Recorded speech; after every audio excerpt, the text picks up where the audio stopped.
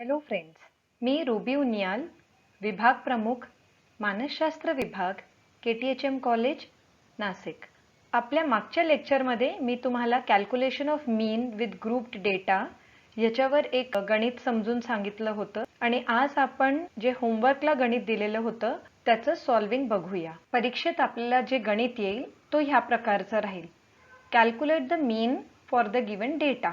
याच्यामध्ये आपल्याला क्वेश्चनमध्ये दोन कॉलम्स मिळणार. फर्स्ट कॉलम जो आहे ज्याच्यामध्ये लिहिलेला आहे स्कोर्स आणि CI म्हणजे क्लास इंटरवल. तर इथे आपल्याला दिसतं आहे की क्लास इंटरवल आहे 45 ते 49, 40 ते 44, 35 ते 39, 30 ते 34, 25 ते 29, 20 ते 24 आणि 15 ते 19. त्याच्यात समोर दुसरा कॉलम आहे फ्रिक्वेन्सी, ज्याला आपण डिनोट करतो स्मॉल f ह्याने. त्याच्या समोर आपल्याला आकडे दिसत आहेत 2, 5, 10, 12, 18, 9, 2. तर हे आकडे कसे काय आले? तर जर आपल्याला आठवत असेल की आपण 8वी 9वी मध्ये जेव्हा स्टॅटिस्टिक्सवर प्रश्न यायचे त्याच्यामध्ये आपल्या समोर अनग्रुप्ड डेटा असतो. अनग्रुप्ड डेटा म्हणजे की सपोज ह्या वर्गात काही विद्यार्थी आहेत आणि त्यांचे आपल्याला स्कोर्स दिले आहेत की एखाद्या एक्झाममध्ये काही मुलांना 15 मार्क पडले, कोणाला 12, कोणाला 10, कोणाला 20, कोणाला 25, कोणाला 40, कोणाला 45. तर जे मार्क्स होते त्याचे आपण टाळेच्या खुणा करून की 15 ते 19 मध्ये किती लोक आहेत, मग टॅली मार्क करून आपण शोधलं आहे की त्याच्यामध्ये 2 लोक आहे. तर ह्या प्रकारे हा टेबल तयार झाला आणि जो अनग्रुप्ड डेटा होता तो ग्रुप्ड स्वरूपात चेंज होतो. तर इथे जे आपल्याला दिसत आहे की 45 to 49 म्हणजेच 45 ते 49 मध्ये 2. तर ह्याचा अर्थ असा आहे की 45 ते 49 गुण मिळवणारे 2 विद्यार्थी आहेत. 40 ते 44 मध्ये 5 लोक आहेत. 35 ते 39 मध्ये 10 लोक, 30 ते 34 मध्ये 12, 25 ते 29 मध्ये 18, 20 ते 24 मध्ये 9 लोक आणि 15 ते 19 मध्ये 2 लोक. मागे सांगितल्याप्रमाणे जी आपली फर्स्ट स्टेप आहे ती आहे n कॅल्क्युलेट करणं. आणि मी आधी पण सांगितलं आहे की स्टॅट्स मध्ये जर लास्ट उत्तर चुकलं तरी चालेल, आपल्याला प्रत्येक स्टेप्सला मार्क्स आहे. त्याच्यामुळे तुम्ही फक्त n = हे बरोबर कॅल्क्युलेट केलं तरी सुद्धा आपल्याला 1 गुण इथेच मिळणार. तर पहिली जी स्टेप आहे ती आहे कॅल्क्युलेशन ऑफ n, म्हणजेच आपण सगळ्या फ्रिक्वेन्सीची टोटल करायची आहे. सो इथे 2 अधिक 5 म्हणजेच 7, 7 अधिक 10 17, 17 अधिक 12 29, 29 अधिक 18 47, 47 अधिक 9 56 आणि 56 अधिक 2 58. तर आता नेक्स्ट जे पॉइंट आहे, नेक्स्ट कॅल्क्युलेशन जे आहे ते आहे मिड पॉइंट कॅल्क्युलेट करणं. तर मिड पॉइंट कसं कॅल्क्युलेट करायचं आहे की जे आपली सर्वात खालती जे इंटरवल आहे ते आहे 15 ते 19. नेक्स्ट इंटरवल आहे 20 ते 24. मिड पॉइंटचा फॉर्म्युला असा आहे की जे ऍक्च्युअल हायर लिमिट आहे ते अधिक ऍक्च्युअल लोअर लिमिट या दोघांची बेरीज करून त्याला 2 ने भाग द्यायचा आहे. तर इथे काय आहे की 19.5 ह्याला आपण घेणार ॲज हायर लिमिट आणि 14.5 ह्याला आपण घेणार लोअर लिमिट. हे का असं घ्यायचं?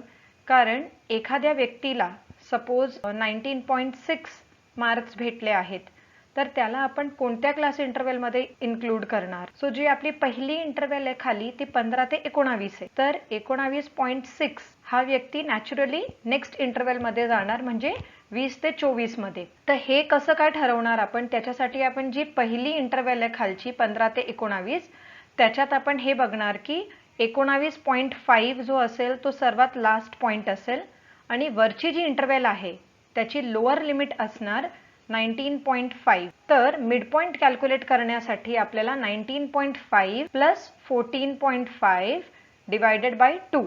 तर हे कॅल्क्युलेट केलं तर आपल्याला पहिली जी क्लास इंटरवल आहे त्याचं मिड पॉइंट येतं 17. नेक्स्ट जी क्लास इंटरवल आहे 20 to 24 सेम अशाच प्रकारे आपल्याला 14.5 प्लस 19.5 डिवाइड बाय 2 हे केल्यावर आपल्याला उत्तर येतं 22. त्याच्या वरची जी क्लास इंटरवल आहे 25 ते 29 तिथे पण सेम 29.5 प्लस 24.5 डिवाइड बाय 2 तर आपलं उत्तर येतं 27 आणि अशाच प्रकारे आपल्याला सगळे जे क्लास इंटरवल्स आहे त्याची मिड पॉइंट काढायची आहे. आता हे जे पूर्ण कॉलम आहे हे आपण नाही ड्रॉ केलं तरी चालणार आहे, पण हे याच्यासाठी आहे की पुढची जी स्टेप आहे ते व्हॅल्यू कॅल्क्युलेशन करण्यासाठी ही मिड पॉइंटची गरज आहे. ते मी तुम्हाला थोड्या वेळात सांगेल. जर आपण हा कॉलम नाही घेतलं तरी चालेल. नेक्स्ट जे कॉलम आहे तो आपला आहे एक्स डॅश. आता एक्स डॅश कसं कॅल्क्युलेट होतं ह्याच्यामध्ये आपण मोजून घ्यायचे की किती क्लास इंटरवल्स आहेत. 45 to 49 हा पहिला एक, त्याच्या खाली 2,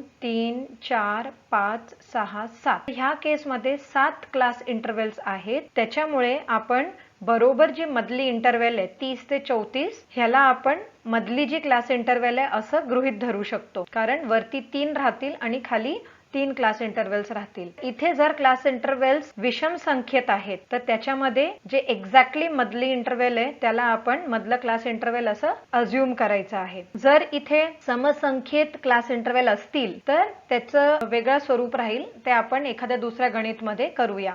जी मधली क्लास इंटरवल आहे 30 ते 34 त्याच्या समोर आपण लिहायचं 0 आणि हे 0 हे कॅल्क्युलेशन कसं काय आलेलं आहे तेच वरती एक्सप्लेन केलेलं आहे. Capital x minus A divided by I. तर कॅपिटल एक्स जो आहे तो आहे आपला मिड पॉइंट आणि म्हणून आपल्याला मिड पॉइंट कॅल्क्युलेट करणं जरुरी आहे, जे मी अगोदर सांगितलं होतं. कॅपिटल एक्स मायनस ए म्हणजे अज्युम्ड मीन. तर अज्युम्ड मीनचा अर्थ काय आहे की जो आपला सर्वात सेंटर जो क्लास इंटरवल आहे 30 ते 34 त्याचा मिड पॉइंट जो आहे तो असतो अज्युम्ड मीन. म्हणजे आपण गृहीत धरलेला आहे की ही जी क्लास इंटरवल आहे त्याचा मध्यबिंदू कुठे आहे, तो आहे 32 ह्या स्कोरवर. सो कॅपिटल एक्स मायनस ए प्रत्येक क्लास इंटरवलचं तसं कॅल्क्युलेट केलं आणि डिवाइड बाय आय म्हणजे क्लास इंटरवल. तर एखाद्या क्लास इंटरवलचा विस्तार किती आहे, इथे 15 ते 19 आपल्याला लक्षात येईल का एक एक क्लास इंटरवल जो आहे तो 5-5 स्कोर्स आहेत. इथे I इज इक्वल टू 5. अशा प्रकारे जर आपण ह्या फॉर्म्युल्यामध्ये हे सगळे स्कोर्स टाकले तर आपल्याला अशा प्रकारचं कॉलम तयार होईल. दॅट इज मधल्या क्लास इंटरवलच्या समोर 0, त्याच्यावरती 1, 2, 3 आणि त्याच्या खाली -1, -2, -3 अशा प्रकारे स्कोर्स येतील. आता हे मी एक्सप्लेन केलेलं आहे की हे कॉलम कसं काय येईल, पण परीक्षेत आपण किंवा पेपरमध्ये आपल्याला हे स्टेप नाही लिहिलं तरी चालणार आहे. आपण डायरेक्टली मिड पॉइंटचा जो कॉलम आहे तो नाही घेतला तरी चालणार आहे. आपण डायरेक्टली स्कोर्स, फ्रिक्वेन्सी, आपला पहिला कॉलम जो राहील तो एक्स डॅश आणि नंतर आपण पुढचे कॅल्क्युलेशन्स केले तरी चालणार आहे. त्याच्या पुढचा जो कॉलम आहे तो आहे एफ एक्स डॅश. आता एफ एक्स डॅश याच्यामध्ये कोणतीही खूण नाहीये, म्हणजेच याच्यामध्ये गुणाकारचं चिन्ह आहे. हे आपल्याला जर गणितात केलं असेल तर लक्षात असणार.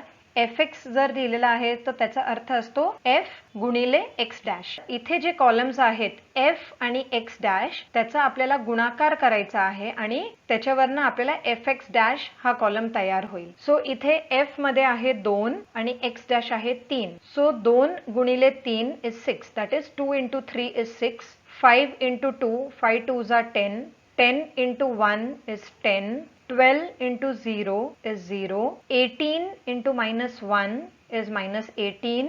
9 into -2 is -18. 2 into -3 is -6. अशा प्रकारे एफ एक्स डॅश हा कॉलम तयार होईल. एफ एक्स डॅश नंतर नेक्स्ट स्टेप आहे पूर्ण एफ एक्स डॅश ची बेरीज करणे. त्यालाच आपण म्हणतो समेशन एफ एक्स डॅश. तर अशा प्रकारे आपला हा टेबल तयार होईल.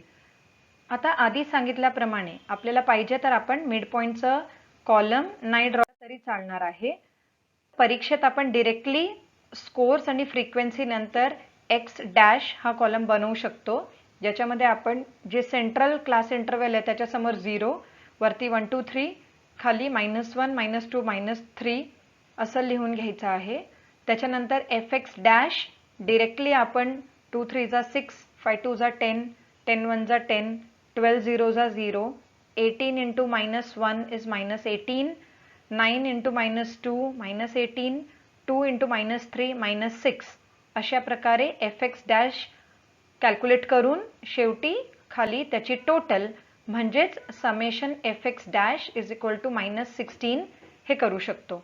जे मी ऑलरेडी सांगितलं आहे की पहिले वरती जे पॉझिटिव्ह स्कोर्स आहे त्याची टोटल म्हणजे इथे 6 अधिक 10 अधिक 10 इज 26 26 आणि जी खालची टोटल आहे 18 अधिक 18 36 36 अधिक 6 42 पण हे निगेटिव्ह आहेत -42 दॅट इज -42 तर 26 - 42 केल्यावर आपलं उत्तर येतो -16 तर परीक्षेत आपण डायरेक्टली हे 4 कॉलम्स करू शकतो ही सोपी पद्धत आहे हे केलं तरी चालणार आहे आता स्टेप आहे ते आहे आपलं फॉर्म्युला तर परीक्षेत सुद्धा टेबल ड्रॉ केल्यानंतर आपल्याला लिहायचा आहे फॉर्म्युला आणि तो आहे m = am plus summation fx dash upon n multiplied by I जिथे a म्हणजेच assumed mean म्हणजे जे सेंट्रल क्लास इंटरवल आहे त्याचा मिड पॉइंट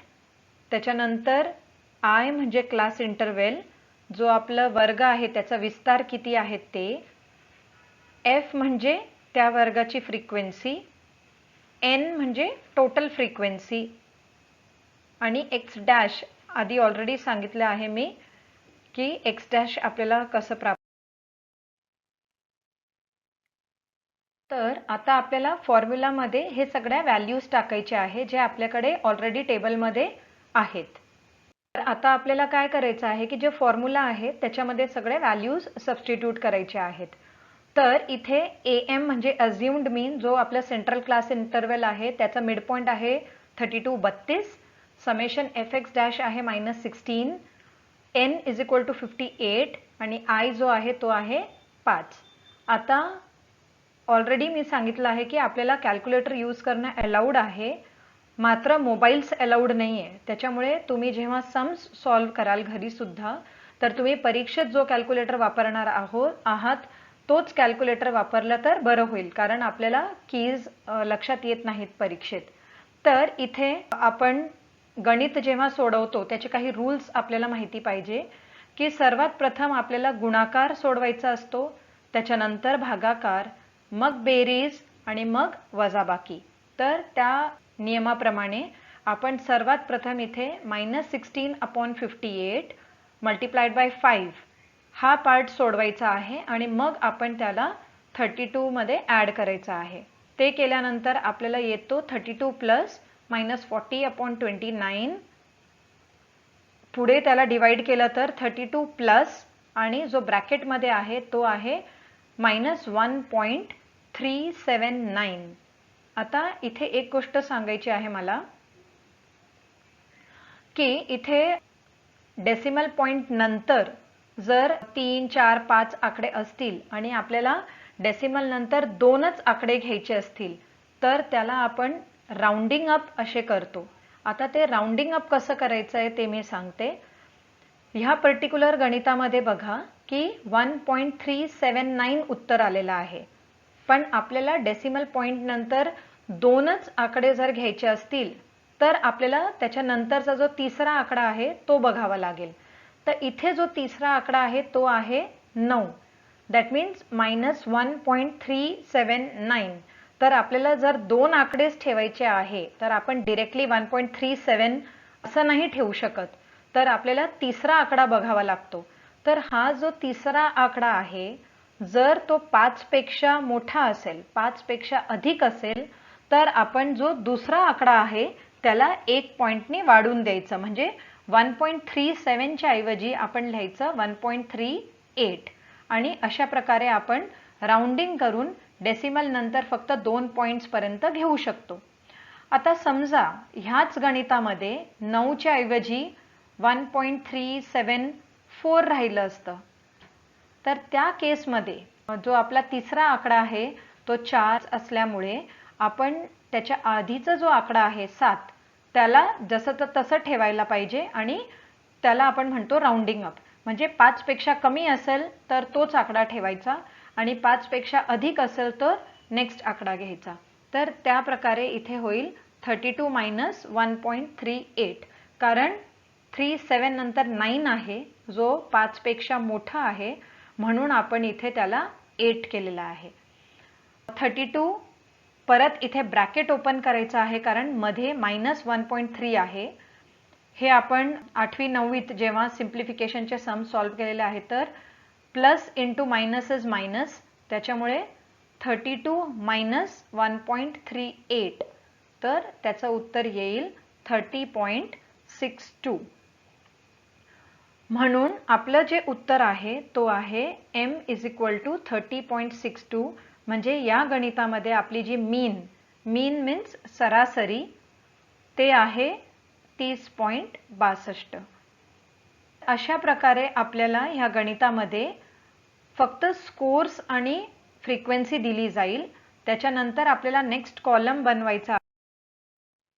अशा प्रकारे आपल्याला परीक्षेत फक्त स्कोर्स आणि फ्रिक्वेन्सी ही दिली असणार. त्याच्यानंतर आपण डायरेक्टली मिडपॉइंट न काढता डायरेक्टली एक्स डॅशचा कॉलम म्हणजे सेंट्रल फ्रिक्वेन्सी असलेल्या क्लास इंटरवलच्या समोर 0 लिहून वरती 1 2 3 खाली -1 2 3 लिहायचं आहे. त्याच्यानंतर आपण एक्स डॅश कॉलम म्हणजे ज्याच्यामध्ये एफ इंटू एक्स डॅश करायचा आहे. 2 3 जा 6, 5 2 जा 10, 10 1 जा 10, 12 0 जा 0, 18 minus 1 is minus 18, 9 minus 2 is minus 18, 2 into minus 3 is minus 6. आणि याची टोटल करायची आहे जी येते समेशन एफ एक्स डॅश. हे झाल्यानंतर आपल्याला डायरेक्टली फॉर्म्युलामध्ये सगळे व्हॅल्यूज टाकून आपल्याला आपला मीन कॅल्क्युलेट करायचा आहे, जे आपण ऑलरेडी अगोदर पाहिलेला आहे. हा जो गणित होता हे मी होमवर्कसाठी दिलेला होता ॲज अन असाइनमेंट. तर आपण सगळे इथे आपलं गणित चेक करू शकता. आणि बरेच मुलांनी मला काही डाऊट्स विचारले होते की ही स्टेप नाही समजली किंवा दुसरी स्टेप नाही समजली, म्हणून मी मुद्दाम इथे खूप हळू प्रकारे तुम्हाला सगळे स्टेप समजवले आहेत. आणि आता ह्याच्यावर बेस्ड मी दुसरं गणित तुम्हाला असाइनमेंट म्हणून देईल, जे तुम्हाला सॉल्व्ह करायचं आहे. तर पुढच्या सेशनमध्ये पुढच्या व्हिडिओमध्ये आपण कॅल्क्युलेशन ऑफ मीन हेच बघूया. पण इथे क्लास इंटरवल जी होती त्याची संख्या ऑड नंबर म्हणजेच विषम संख्या होती. पुढचं गणित आपण बघूया की ज्याच्यामध्ये आपण क्लास इंटरवल्स जे आहेत त्याची संख्या समसंख्या म्हणजेच इवन नंबर असेल. परत कॅल्क्युलेशन सेम आहे, फक्त जे झिरोचं प्लेसिंग आहे ते इथे बदलणार. तर नेक्स्ट व्हिडिओमध्ये आपण हे बघूया. तर फ्रेंड्स, हे स्टॅटिस्टिक्समध्ये जे सगळे गणित आहेत ते आपल्याला पेपर पेन्सिल घेऊन सॉल्व्ह करावे लागतील, तरच बाय प्रॅक्टिस आपल्याला हे लक्षात राहील. आपल्याला फक्त 6 प्रकारचे सम्स आहेत, ते आपण प्रॅक्टिस करूया.